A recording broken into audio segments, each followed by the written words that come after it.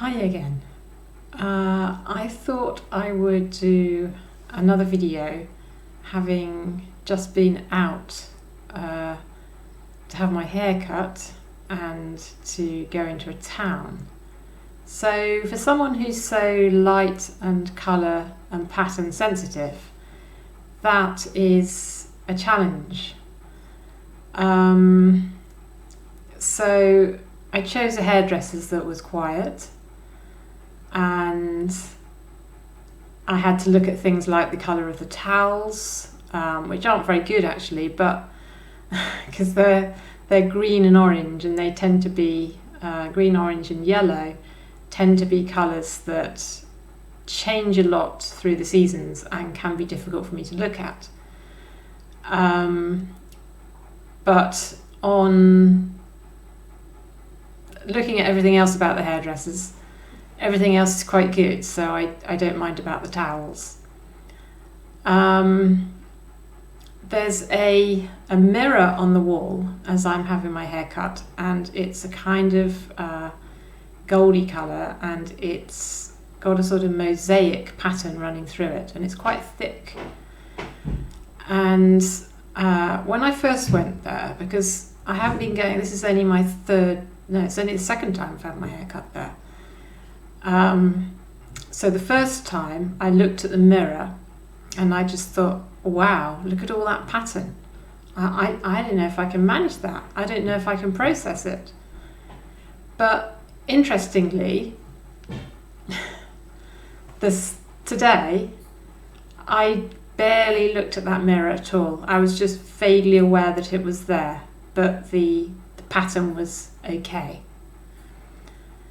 And so it seems that when I first see a pattern, that I can find it hard to process, but as I get used to it, I get okay with it. So I'm the same when I have a new piece of furniture, or when we've done some decoration, any sort of change in the house.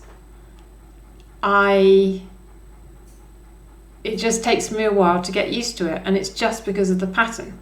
So after we've been to the hairdressers, we went to the greengrocers, and it is a really little, because I live in Somerset and Dorset is our next county, and this is a really small place, and it's a really small greengrocers. And but I walked in, and all the vegetables were all in boxes, sort of in tiers, in sort of layered tiers going up the wall. So it's like a whole wall of vegetables, really.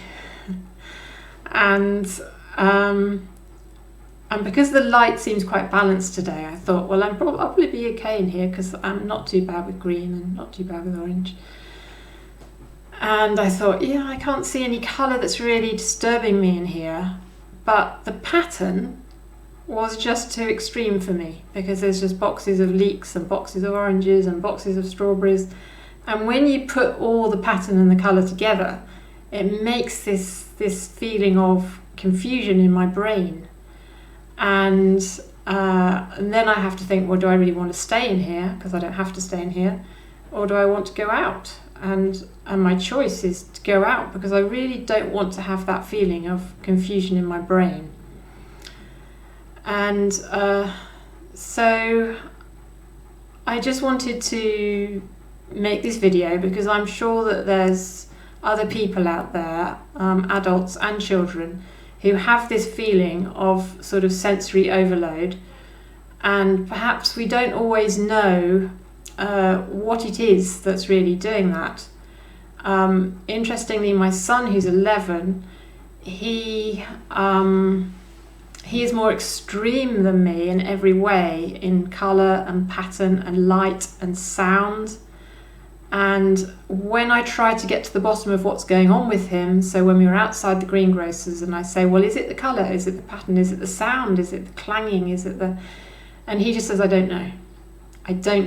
And yet he's this expressive child who has loads to say for himself and knows himself very well. But when it comes to sensory things, I don't know. And what that means to me is it's all too much. I cannot separate these things.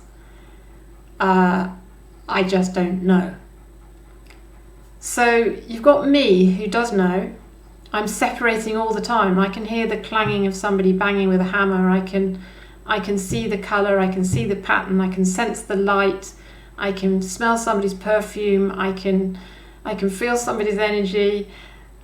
I know exactly what's happening, and I can analyse everything around me and decide exactly when I've had enough on the basis of my analysis or how I'm feeling.